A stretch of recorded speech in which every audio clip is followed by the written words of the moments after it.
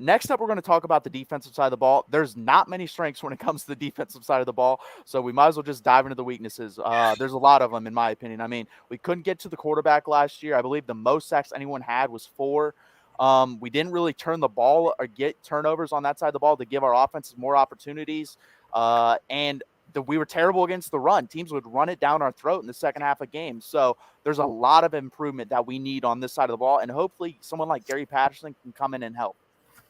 Yeah, Gary Patterson is definitely, it doesn't matter what program he goes to, he is going to be a defensive mind and a help in any way possible. You look at the teams he had at TCU, they were always built on defense, and they always did well.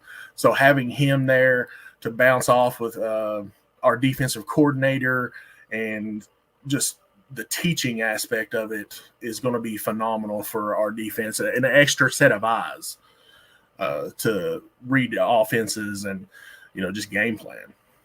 100%. And we have a question here. What do you think about the secondary? The secondary, in my opinion, is actually the strong part of the defense. My issue is going to be up front, again, on the line of scrimmage. We need to create pass rush, whatever that is. And, I mean, Pete Kwiatkowski came out, a week, 10 days ago, and they basically asked him pass rush, and he said, what pass rush? So, I mean, he's basically saying it right now. We don't have any pass rush, and it doesn't bode well to me when they're trying to move to Marvin Overshawn to play the edge a little bit. You're taking your best defensive player, most likely on this defense, that plays at the linebackers position, and moving him to the edge a little bit to say, hey, we don't have a pass rush. We think you're our best player, one of our most athletic players. Let's see if you can do it. That, to me, doesn't scream a lot of positivity there. If you look at our defense last year, I mean, we had double-digit leads on Oklahoma State, and Baylor. In our defense. I think we have more depth this year, which is going to bode well to be able to finish games. We're not going to be as tired. We can sub in and out. And that's not something we didn't have last year. So coming into this year, having more depth and, more fresh bodies out there, I think it's going to help us to be able to hold on to those games late when our offense is absolutely exploding.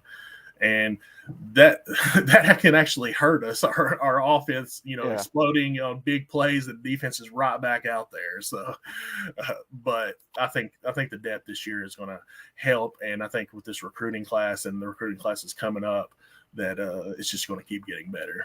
100%. And it's one of those things where I think Texas' game plan, in my opinion, this year should be try to get a lead early on and then just pound the rock so you give your defense time to rest and just be conservative. But you got to get that lead early. If we don't get that lead early, I just don't see us beating teams for that, because we don't have a lot, especially with the really good teams like the Alabamas, the Oklahomas of the world. Because if we take them out in the deep waters, they're going to beat us, because they have at this point, I believe, a little bit of a talent edge when it comes to their first tier guys. Obviously, depth wise, I think we're good, and we're going to be better there. But we just haven't stacked up enough classes yet to where our first string is as good as our second string, and our second string is as good as the third string, stuff like that. So I just don't see that happening. Right.